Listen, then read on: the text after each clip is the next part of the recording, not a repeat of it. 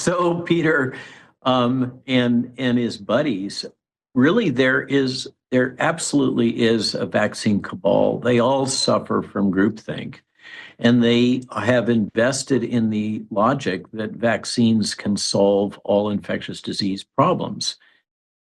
And as you're pointing out, it doesn't work when you deploy vaccines in the face of a pandemic or an epidemic, particularly when it is a highly mutation-prone RNA virus, which is what we're dealing with most of these respiratory viruses, including coronaviruses. Remember, coronaviruses are one of the components of the common cold. The common cold is not just rhinoviruses. It's many things, including what was being pumped as the fear porn before this, human metapneumovirus, because we were being told it was circulating in China and it would soon come here, and it was coming for your kids. So there's many of these RNA viruses that circulate, and they mutate very rapidly. And to understand this, you have to understand herd immunity is the important concept, and it's what's used to justify these vaccine requirements and mandates. And what it comes down to is that if a virus replicates at a certain frequency, which is to say, if you're infected, you will infect a certain number of other people on average.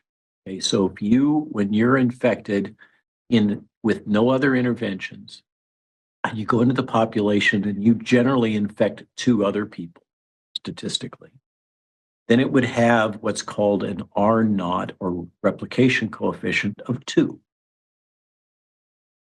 In that it is a kind of a cascade. You infect 2, and then they infect 2, and they infect 2. Exponential. But if in that infection cycle, the virus is encountering at random a critical number of people that already have enough immunity that they can suppress the replication and don't infect others, if there's enough of those people, then the virus will be extinguished in the population. It won't be able to continue to grow exponentially. The problem is that a lot of these respiratory viruses are incredibly infectious. In the case of COVID, it became so infectious that there was no way, even with a almost 100% effective vaccine. And of course, we learned that over time, the effectiveness of the vaccines, the genetic vaccines, dropped well below 50%, and in some cases down to 0% effective.